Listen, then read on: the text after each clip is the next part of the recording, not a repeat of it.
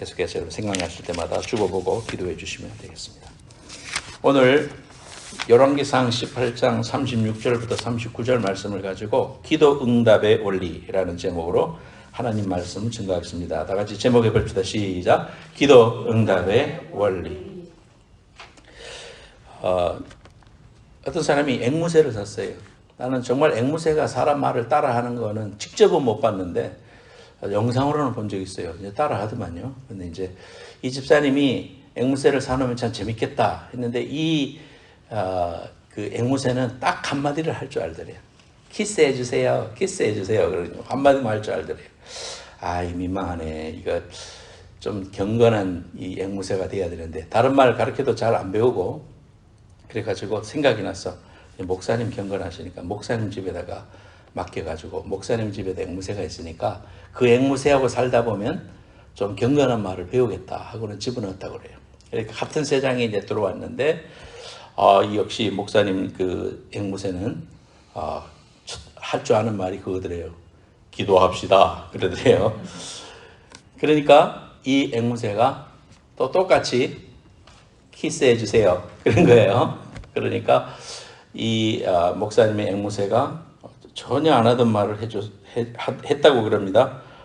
오 하나님 기도에 응답하셨습니다. 그랬다고.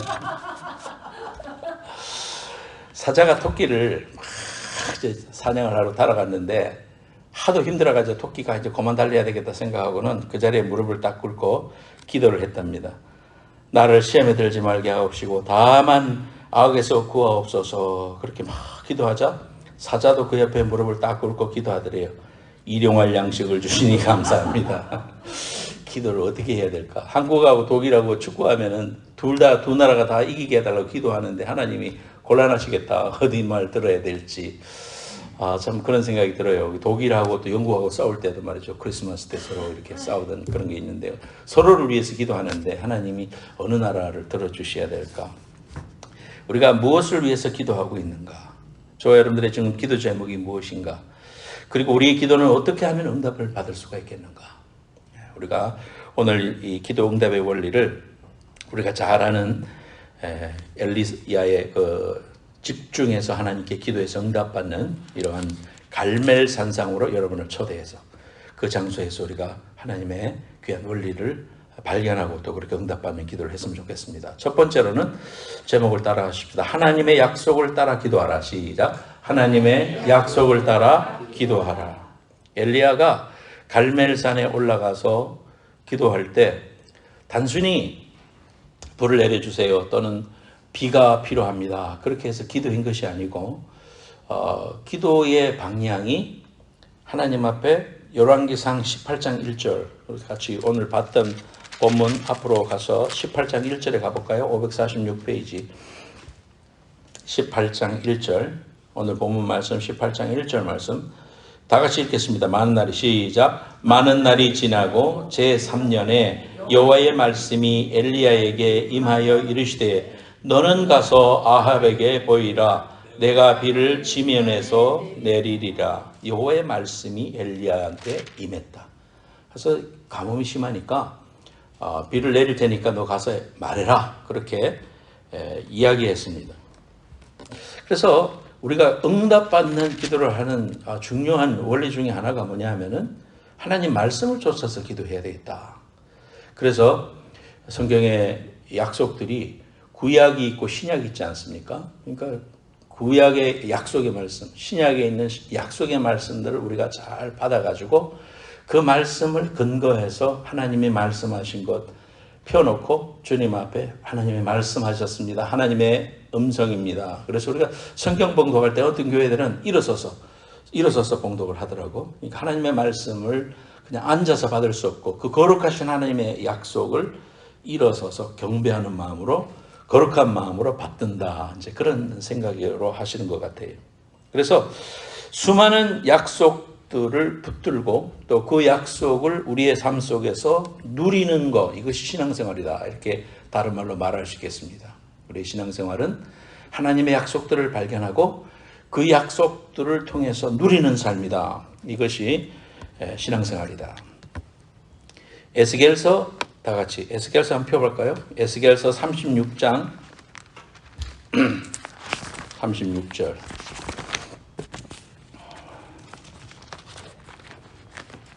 에스겔서 36장 36절 찾으셨으면 같이 한번 36절을 읽겠습니다. 시작. 너희 사방에 남은 이방 사람이 나 여호와가 무너진 곳을 건축하며 황폐한 자리에 심은 줄을 알리라. 나 여호와가 말하였으니 이루리라. 하나님이 뭐라 하십니까? 이제 성전이 해파됐는데 세우겠다. 근데 내가 말했기 때문에 이루겠다. 이렇게 말씀하시잖아요. 하나님이 하신 말씀을 근거로 해서 그대로 내가 이루겠다. 근데 더 중요한 말씀은 37절 말씀입니다.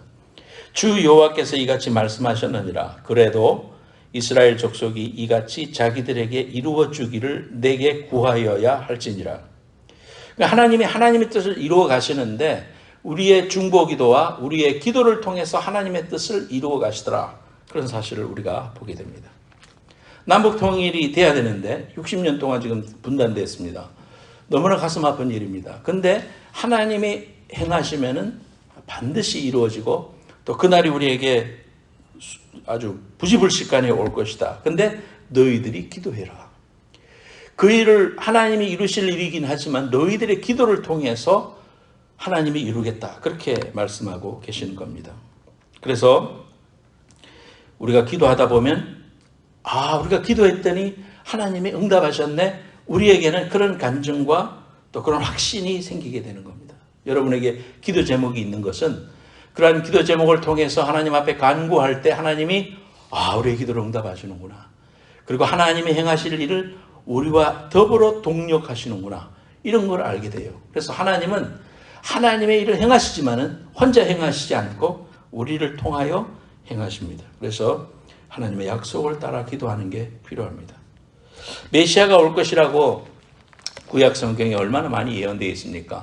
베들레헴에 올 것도 예언했고 또 그분이 여자의 후손으로 오는데 여러 그런 하나님의 약속된 대로 다 오실 것을 다 예언했잖아요.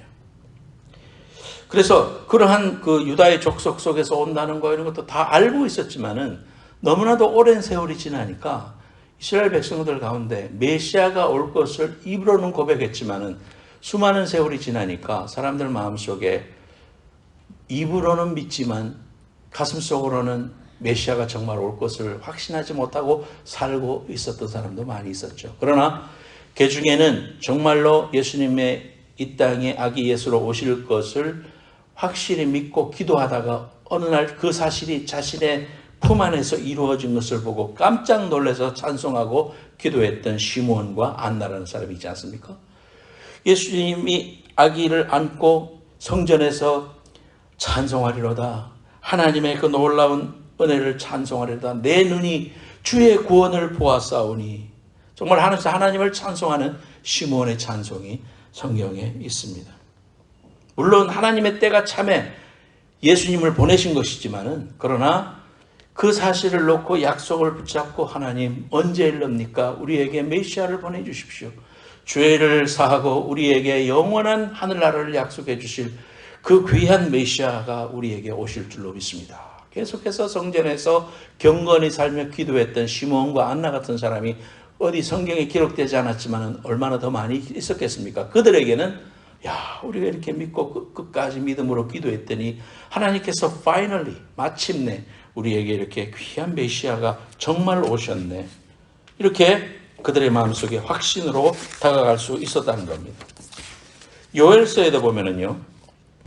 요엘서 말씀에 요엘서 2장 28절 말씀에 보면 성령을 우리에게 주시리라는 그런 약속에 있습니다.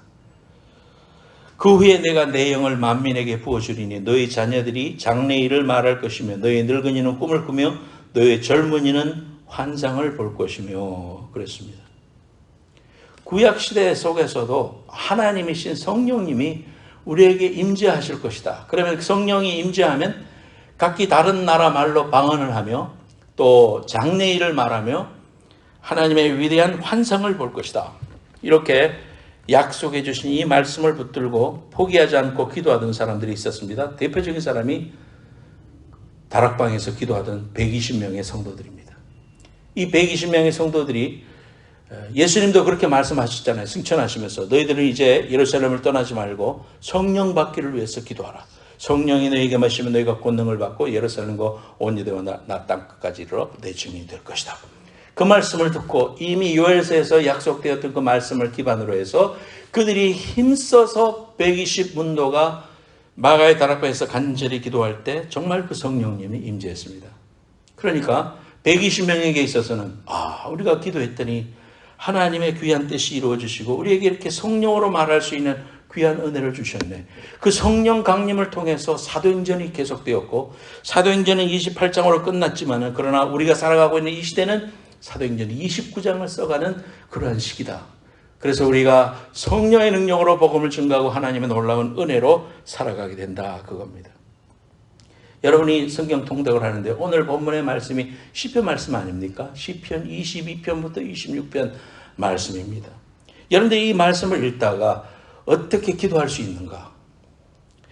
오늘 시편 24편 말씀에 보면 1절에 하나님이 땅과 거기에 충만한 것과 세계와 그 가운데에 사는 자들은 다 여호와의 것이로다 하면서 하나님의 말씀을 선포해 주셔요. 그러면 이 말씀을 내가 받을 때에 마음속에 딱 믿음으로 옵니다. 어떻게 기도할 겁니까? 이 약속을 가지고 하나님의 주권을 믿고 흔들리지 말게 하소서.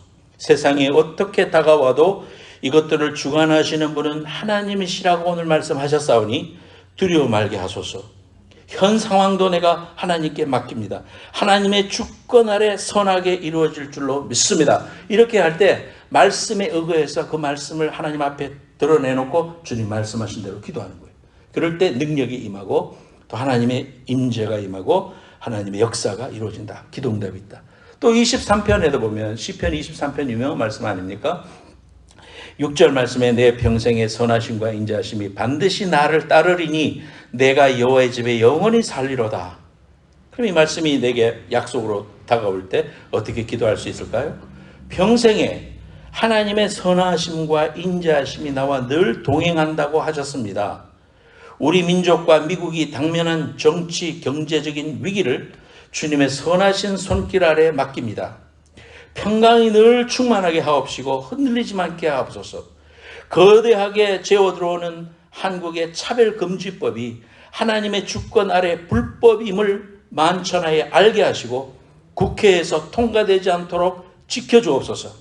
이 일로 앞장선 모든 지도자들이 낙심하거나 해를 입지 않게 하소서. 하나님의 인자하심을 바라보게 하시고 늘 소망 중에 있게 하옵소서. 미국 샌프란시스코 시청에서 지금도 발급되고 있는 동성결혼의 합법화가 중지되게 하시고 주의 막대기와 지팡이로 이 미국을 지키시고 보호하소서. 비록 합법화된 주에서도 바르게 무릎 꿇지 않은 7,000명과 같은 일꾼들이 일어서게 하시고 주님의 뜻을 지키고 사는 운동이 일어나게 하소서. 이렇게 기도하는 겁니다, 여러분. 하나님의 약속의 말씀이 떨어졌을 때 하나님의 그 약속의 말씀을 의거하여 기도할 때 반드시 하나님은 하나님이 행하시고 말씀하신 대로 행하신다고 내가 말하였기 때문에 이루리라 그렇게 말씀했지 않습니까? 기도응답의 원리입니다. 여러분 꼭 그렇게 해서 기도응답 받는 귀한 성도들 되시기를 예수님으로 축원합니다. 두 번째로는 오늘 본문 말씀에 보면 예배를 회복하라 그렇게 말하고 있습니다. 여러분이 잘 아는 대로 불을 내려달라고 먼저 기도하잖아요. 그 다음에 이제 비가 내리는 거고요. 불을 내려달라고 지금 간절히 기도할 때에 보면은 30절에 엘리야가 모든 백성을 향하여 이르되 내게로 가까이 오라. 백성이 다 그에게 가까이 가매 그가 무너진 여호와의 제단을 수축해라. 12지파를 따라 돌 하나씩 놔뒀던 걸 허물어진 것을 다시 세우고 그들이 그 성전을 돌아가면서 도랑을 파고 물을 붓고 하나님의 행하실 귀한 일들을 행하시고 오늘 실제로 여기서 불이 임해서 하나님의 역사와 능력을 보여줄 것을 준비하고 무너진 예배 생활, 무너진 제단 생활을 회복하라 그렇게 말하고 있습니다. 예배는 강조해도 지나치지 않죠. 예배 성공은 신앙 성공, 신앙 성공이 인생 성공이다. 여러분 꼭 가르쳐야 됩니다. 여러분의 자녀들한테, 여러분의 친구들한테, 여러분의 조카들한테 예배를 드려야 된다. 너는 평생 동안 하나님 섬기고 하나님이 내 인생의 최고봉임을 알아라. 늘 신앙은 다른 말로 말하면 아주 세뇌시키는 겁니다. 우리 머릿속에 믿음을 계속해서 불어넣는 것, 이것이 필요해요. 여러분 자신들에게도 필요합니다. 그래서 예배의 위대한 역사와 은혜를 우리가 경험하게 됩니다. 여러분 이사야서 6장 말씀을 다 같이 한번 펴보십시다. 이사야서 6장 말씀. 페이지로는 974페이지입니다.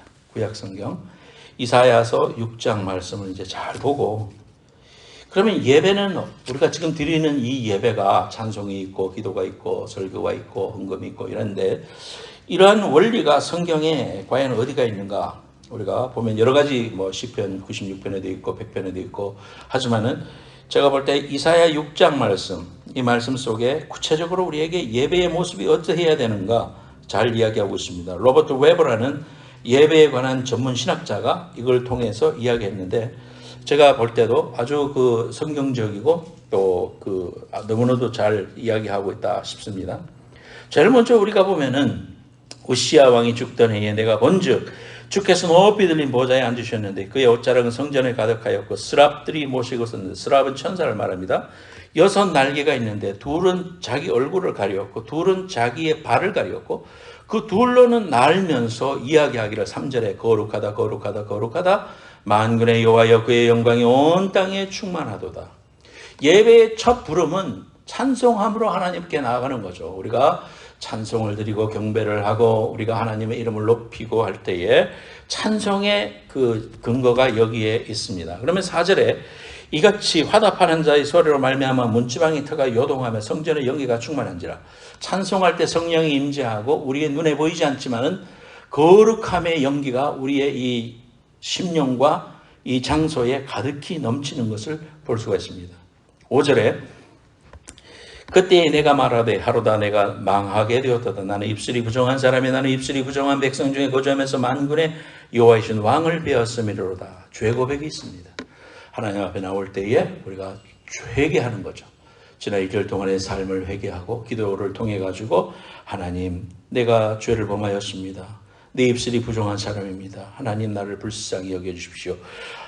죄를 고백할 때 6절에 그 스랍 중에 하나가, 천사 중에 하나가 부젓가락으로 이렇게 통 같은 꺼내는 젓가락으로 제단에서 집은 바 핀 수출, 손에 벌겋게 다른 수출 가지고 내게로 날아와서 그것을 내 입술에서 대면서 이르되 보라 이것이 내 입에 닿았으니 네 악이 제하여 줬고 네가 조사하여 줬다. 예수 그리스도의 귀하신 보혈의 은혜로 말미암아 우리가 죄를 자백할 때 십자가의 귀한 공로로 우리가 용서받는 응답이 있죠. 죄 고백을 하면 용서해 주시는 두 번째의 귀한 응답이 있습니다. 그러면 이제 8절에 내가 또 주의 목소리를 들으니 주께서 이르시되 내가 누구를 보내면 누가 우리를 위하여 갈꼬. 설교가 있죠. 말씀 선포가 있습니다. 하나님의 뜻이 이거다. 누가 우리 이 휘어진 밭을 추수하게 될 것인가 라고 이야기했을 때 이제 우리가 그 말씀을 받고 응답하고 결단하게 됩니다. 그것이 뭡니까? 내가 여기 있나이다. 나를 보내소서. 결단하게 됩니다. 그래서 우리가 찬송과 죄 고백과 용서의 선언과 그리고 설교와 사명으로 일어나 다시 하나님 앞에 다짐하고 나아가는 예배의 원리가 이 이사야서 6장에 있다는 것을 알게 됩니다. 사랑하는 여러분, 우리의 예배가 날마다 습관적이 되기 쉽고 형식적으로 드리기 쉽고 우리 삶 속에서 그저 우선순위로 두지 않고 그렇게 행하기가 쉽잖아요. 그런데 우리가 그럴 때마다 예배는 내가 살아야 된다. 내가 호흡되어져야 되고 성령으로 충만해야 이 세상을 살아갈 수 있는데 호흡이 없는 인생은 죽은 인생인데 내가 예배를 통해서 반드시 하나님의 성령 충만을 회복하고 사명을 듣고 하나님의 음성을 들을 줄 아는 사람이 되어야 되겠다. 민감해지지 못해서 죄로 말미암아 하나님의 음성이 떨어지고 안 들리고 또 기도하고 싶은 마음도 안 생기고 찬송을 부르도 감격이 없고 찬송을 부르도 눈물이 없고 감격이 없다면 예배를 통하여 회복하고 하나님의 은혜 속에 들어가서 주님 부르면 어제 불렀는 찬송이라도 오늘 또 다르고 똑같은 찬송이라도 2번 부를 때 또 다르고 하나님 앞에 내가 한 번도 내가 주님이라고 고백할 때 주님이 묵묵응답 안 하신 적이 없단 말이에요. 하나님은 항상 내 기도에 응답하시고 고백하시고, 그래 내가 너를 사랑한다, 너와 함께하고 있다고 반드시 말씀해 주시고 계세요. 그 귀한 예배를 회복함으로 여러분의 기도가 응답되고 하나님의 귀한 축복의 물이 막히지 않고 흘러가는 축복의 통로들이 되시기를 예수님의 이름으로 축원합니다. 세 번째로는 간절한 기도와 믿음으로 했다. 그 사실을 우리가 보게 됩니다. 오늘 본문 말씀으로 다시 돌아오면 엘리야가 이제 응답하옵소서 응답하옵소서 하면서 불이 내려와가지고 막 엘리야의 눈앞에서 하나님의 능력이 눈앞에 이루어지는 엄청난 다이나믹한 영적 능력을 경험하게 됩니다. 그래서 그 기손 시냇가로 데려다가 거기서 죽였다. 제가 그래서 갈멜산에 올라가서 안내해 주시는 목사님이 그래요. 저게 저 냇가가 기손 시냇가입니다. 그러니까 정말 성경 참 이해되대요. 여기서 이렇게 해서 저 내려가서 그 나머지 이방인들의 제사장들을 다 저기서 죽였구나. 성경의 내용들이 머릿속에 싹 들어와요. 그래서 이 성지 여행은 우리 인생 가운데 한 번쯤은 꼭 해보면 좋겠다, 그런 생각도 저도 해봤어요. 성경이 이해 잘 되니까. 그리고 나서 빗소리를 듣기 위해서 기도하는데 42절에 보니까 갈멜산 꼭대기로 올라가서 땅에 꿇어 엎드려 그의 얼굴을 무릎 사이에 놓고, 그래서 옛날에 내가 다른 교회 있을 때 집사님을 한 번을 불러가지고 무릎 사이에 놓고 한번 기도해보는 거 데몬스트레이션 한번 시킨 적이 있어. 진짜 어렵더만. 이게 여기 안 박혀. 뭐 배가 나와서도 그렇지만은 이게 머릿속에 여기 들어간다는 게 굉장히 어려워요. 그게 뭘 말하느냐 하면은 땅과 가까이 머리를 쳐박고 하나님 앞에 기도한다는 것은 거기에 의미가 있다고 봅니다. 흙으로 돌아갈 존재구나. 하나님 앞에 내가 흙으로 돌아갈 존재고 하나님이 없으면 나는 티끌 같은 그런 존재구나 라는 사실을 깨닫게 하는 그러한 행동입니다. 우리가 언제 그런 걸 느낍니까? 응급실에 갔을 때, 어떤 사람의 장례식에 갔을 때, 아, 인생은 한 번은 꼭 가는구나. 그리고 그건 예외가 없구나. 그리고 정말 우리 인생은 흙의 존재, 흙에서 왔구나. 하나님이 없다면 정말 dust in the wind구나. 팝송처럼 dust in the wind구나. 바람 속에 티끌과 같구나. 그런 생각을 하게 됩니다. 죽음 앞에 설 때 우리는 겸손해집니다. 겸손한 마음을 가지고 그런 겸손한 자세를 기도해야 하나님 응답하신다는 그런 세 번째 원리를 우리에게 보여주시는 겁니다. 또 언제 우리가 겸손해집니까? 하나님의 광대하심과 거룩하심을 자각할 때 겸손해집니다. 요세미티에 가서 뭐 당일로 갔다가 당일로 오면 그런 걸 체험 못하지만은 어떤 방법으로든지 거기서 하루를 잔다면은요, 그 멀세드 강이 흐를 때 그 강가에 나가서 다들 자고 있을 때 새벽에 나가서 그 흐르는 물을 보고 조용한 가운데 새소리가 들리고 또 그렇게 바라보며 해가 이렇게 떠오르는 모습을 바라보다가 문득 하나님이 이 모든 만물을 만드셨구나. 하나님이 위대하신 분이구나. 그러다가 뒤를 쳐다보면 엄청난 바위가 쫙 서 있는데, 야, 성경에 나오는 내용에 저 산을 보아라. 그 내용이 다 이해가 되는 거죠. 천지를 지으신 여호와에게서로다. 나의 도움이 어디서 올고 막 그냥 시인이 되고 은혜가 넘치게 됩니다. 뭐 그랜드 캐년도 마찬가지고 하나님이 지으신 그런 자연 앞에 설 때, 또 말씀을 읽다가 이 위대하신 하나님이 나를 사랑한다고? 이 위대하신 하나님이 나를 기억하신다고? 너희를 사랑하는 게 아니라 네 이름을 지명하여 나를 사랑하신다고 생각할 때 감격하면서 겸손하게 됩니다. 진토만도 못하고 아무도 모를 존재인데 하나님이 나를 기억해 주시고 하늘의 위대한 생명책에 기록해 주시며 나를 오늘도 눈동자같이 아끼시고 바라보신다는 사실을 생각할 때 겸손해집니다. 하나님의 광대하심과 거룩하심을 느낄 때 겸손해집니다. 그래서 제자도 주님을 만났을 때 주님, 저는 죄인이로소이다. 나를 떠나소서, 그렇게 말했지 않습니까? 하나님의 임재를 경험할 때 우리 속에서 느껴지는 것, 그게 겸손입니다. 여러분, 우리가 하나님 앞에 이런 간절한 기도와 믿음이 있습니까? 하나님 앞에 기도할 때에 이 엘리야는 사환한테 시켜서 기도하고 끝이 아니고 그 비가 오는가 봐봐, 구름이 있는가 가봐. 아, 조그맣게 있는데요. 또 한번 가봐. 그러면서 7번이나 가게 합니다. 그러면서 결국은 비가 내리는 것을 경험하게 되는 거죠. 믿음을 가지고 기다리고 기도한 것을 받을 것을 소망하고 그렇게 준비하는 것. 이러한 믿음의 자세 또한 우리가 응답받는 귀한 비결이다 사실입니다. 목회 상담을 해보면 또는 사람들과 이야기를 해보면 목사님, 이 사람하고 결혼을 하는 것이 하나님의 뜻일까요? 아닐까요? 그렇게 이제 찾아와서 그렇게 상담을 하지만 마음속에는 이미 결정해놓고 목사님, 예스 해주세요. 그 말이거든. 우리 인생이 그럴 때가 많아요. 하나님 앞에 기도하면서도 주님 살든지 죽든지 뜻대로 앞서서 해놓고는 하나님 앞에서 내 뜻을 그대로 좀 어프로브 해 주십시오 라고 기도하는, 확인만 받으려고 하는 그런 기도는 아닌가. 우리가 자기 주관을 내려놓고, 오늘도 찬양했잖아요. 하나님 앞에 나를 내려놓고 주님이 나의 주인 되게 하시는 그런 일들 필요합니다. 자기 삶의 우상을 만들어 놓고 이것만은 아닙니다. 우리 애는 결단코 목사님에게 시집가는 일이 없도록 해 주시옵소서. 속으로 너무 힘든 걸 아니까 주를 위해서 살겠습니다. 왜 애를 위해서 바치겠습니다 했는데 하나님, 내가 그 아프리카로 선교사 가는 거 그건 아닌 거 아닙니까? 그러면서 자기 우상을 만들어 놓고 그렇게 하기 쉬운데요. 하나님을 신뢰하고 하나님의 사랑의 하나님이라는 걸 믿고 믿음으로 맡기는 것. 그것이 이제 믿음의 기도다. 간절한 기도라는 겁니다. 그래서 다 열어놓고 기도하는 것.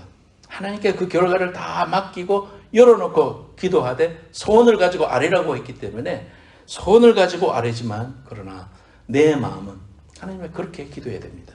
하나님, 우리 애가 서울대학 꼭 들어가야 되지 않겠습니까? 제 꼴이 뭡니까? 친구들 앞에서 할 말이 없습니다. 이런 기도는 자기 우상의 기도다 이거예요. 하나님 앞에 내어놓고 주님께서 우리 아이를 통해서 하나님이 행하실 귀한 나를 위해서 마음껏 써주십시오. 정말 하나님의 뜻대로 얘가 자신을 나타낼 수 있도록 그 진학의 문을 열어주시옵소서. 이렇게 기도하는 거하고 아이고 미국에서 의사가 돼야죠 그러면서 기도하는 거하고 천지 차이다. 여러분, 미국에서 파송해서 아프리카 케냐에서 사역하던 매튜 히긴스라는 선교사님이 계셨습니다. 안식년을 맞이해서 이제 아프리카 케냐에서 출국해서 본국으로 돌아가려고 이동하고 있었어요. 이동 중에 차가 고장이 났어요.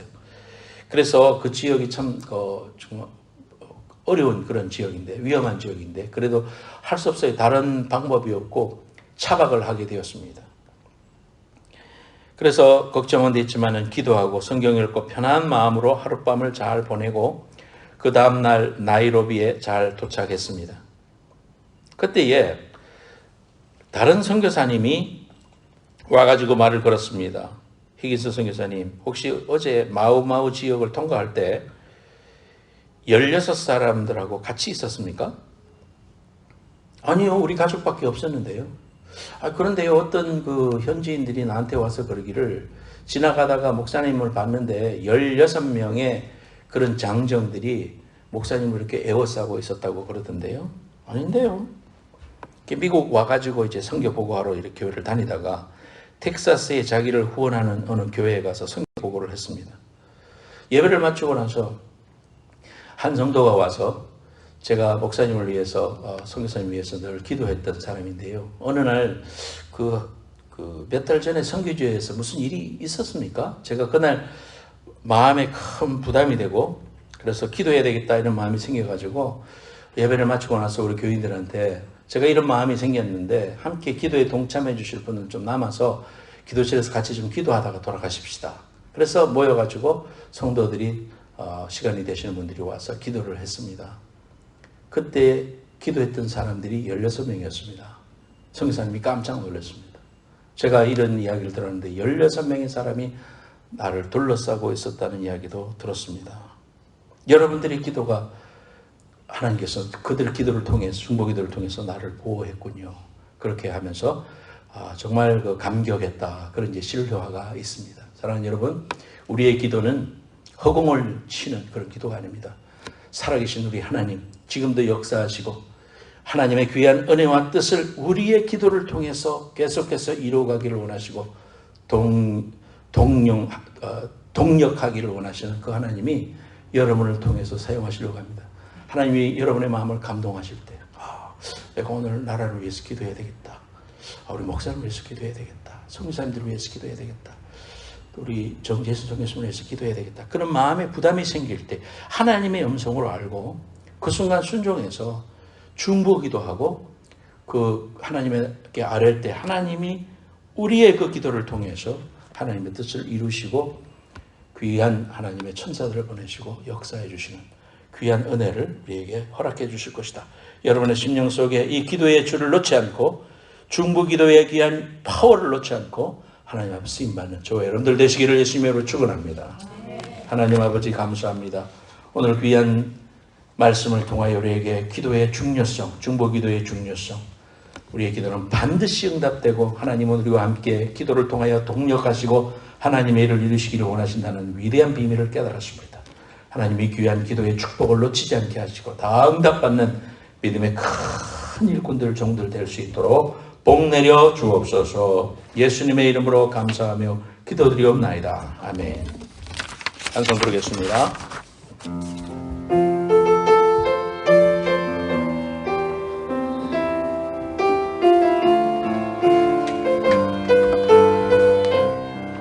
주님 나를 부르시니